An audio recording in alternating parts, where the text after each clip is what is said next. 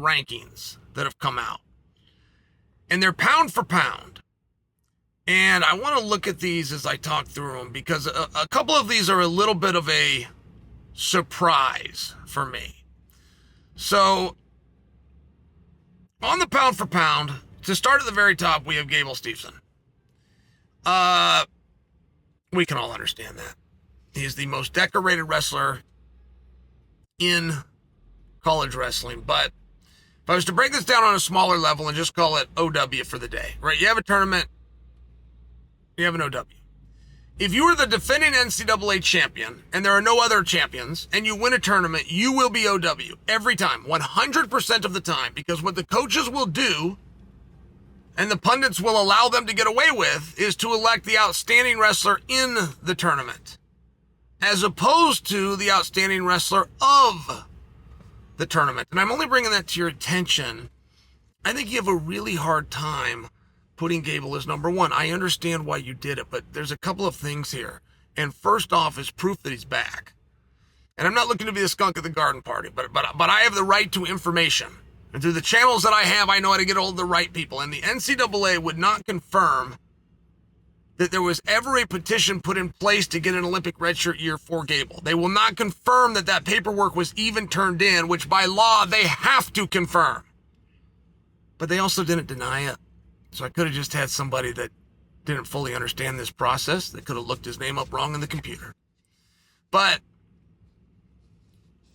on the videos that you've seen that Gable is coming back, you have seen a shoe commercial. And they really haven't done a very good job of trying to hide the fact that it's a shoe commercial. I have yet to see a confirmation from Gable, from the NCAA, or from the University of Minnesota. Look, I could have missed it, right? You got to go and search for these kinds of things. But in the couple of clips that I saw, even the beautiful one that was put out by the great Shane Sparks, it was a shoe commercial. If the NCAA is not confirming he's back.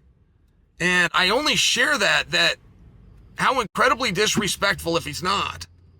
How incredibly disrespectful to Carter Starocci, who's in the process of making history and is the only guy eligible to make absolute history.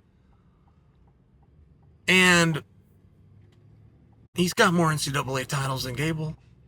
If they both win it this year and they both go undefeated, Carter's got 70% more championships than Gable. So you want to talk about the outstanding wrestler in the tournament versus the outstanding wrestler of the tournament, or you want to talk about gut wrenches and leg laces? Because this is collegiate wrestling, and there is only one king. I'm only bringing that to your attention. I think it's warranted, though I do understand where Gable's would come from. But I'm then looking down at Keegan O'Toole. Now, that's a great wrestler if there ever was one.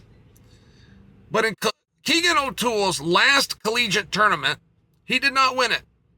Meanwhile, defending champion, who hadn't lost in the whole damn season, let alone the very last tournament, is way down at number 7.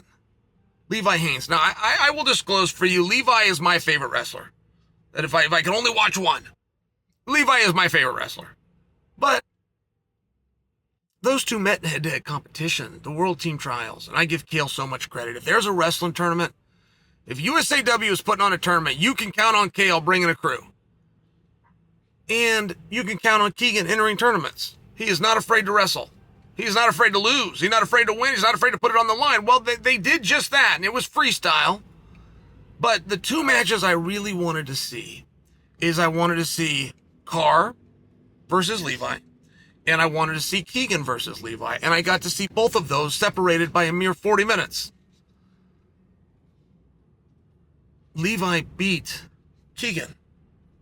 And I know you're going to jump in right now and you're going to tell me that freestyle doesn't matter, but we've already established that it does when you put Gable on top. When you put Gable on top of the bill, who is not a defending champion and has no ability to win 5 championships, underneath Carter, who's the defending champion and has the ability to make history and is favored to do so, then you're telling me freestyle does matter. So tell me how Levi Haynes, the defending undefeated champion, can possibly be ranked number 7. Not to mention, if Levi does do it, He will then go into a rarer category. It won't be uncharted waters, but it will be a rarer category where he's now a champion in multiple weight classes. That's cool. Just in and of itself, that's cool. They got Alirez at number 5, but that's after Kaisen at 4. Kaisen at 4 is correct. You can't punish him for losing a match in overtime to the guy who was on his way to make history. I do understand that. I like Alirez being mentioned. Alirez came in 5, Kaisen 4, if I didn't say that clearly. I like Alirez being mentioned because he is one of the best wrestlers. He was my pick to make the Olympic team. And to make an Olympic team, particularly that weight class, but you do have boy versus man, and I wasn't sure if he was old enough. I thought he might need, like if the Olympics were in 2026, just for example, he did get outmanned a little bit, but he's a very special wrestler, and I like that they acknowledge him as that. Then you got Levi down here at 7. That's just simply, that is fiction. He is better than 7. You got Crooklyn, who comes in over Jesse Mendez. I would love to hear the explanation of that. I also see Crooklyn as something very special. I think those wins over Vito absolutely mattered, but it doesn't change the fact that the very last tournament he had, he did not win. Versus Mendez, who for an entire season did not lose. I just find that interesting. You got Bartlett in there at 10. I can't overly argue that. You got Messenbrink at 12, and I know I'm skipping Caleb Henson, but that's because I'm in a hurry to get to number 13. You don't mean this. AJ Ferrari is number 13. You know 12 guys better than AJ Ferrari.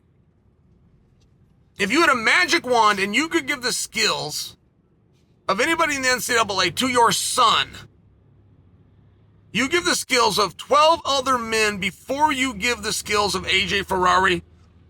Are you kidding me? Because he flipped somebody off in his last collegiate tournament? Well, how about the collegiate tournament before that when he took out an Olympic medalist as a freshman? Come on, you got Ferrari. You guys are punishing Ferrari for past sins. Past sins that were nothing more than allegations. For all you know, have a little bit of honor. Let's follow the rules the way they're meant to be followed. You're literally punishing him. AJ Ferrari, the NCAA champion as a freshman, who in the semifinals 3-1 beat Miles Amie, who 2 months later at the Olympic Games got a bronze medal. You think that there's 12 men better than him? I don't believe you. I don't believe you really believe that. I think you didn't have the courage to put him where he should be.